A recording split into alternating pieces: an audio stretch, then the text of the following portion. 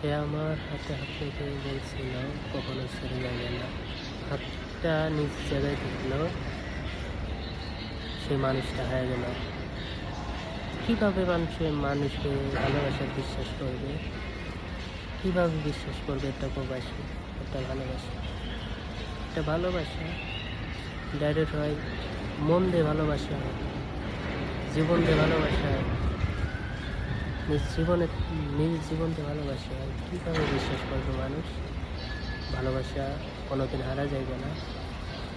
নিজের ফ্যামিলির জন্য নিজের ভালোবাসাটা কুরবানি দিতে হয়। তারপর মেয়ের ফ্যামিলি ভালোবাসাটা মেনে নেয় না। কীভাবে মানুষকে বুঝাইলে সেই দুইটা লাইফ ধ্বংস হয়ে যায়, দুইটা লাইফ চুরমার হয়ে যায়। বলতে পারবেন? বলতে পারলে একটু SMS জানাইবেন,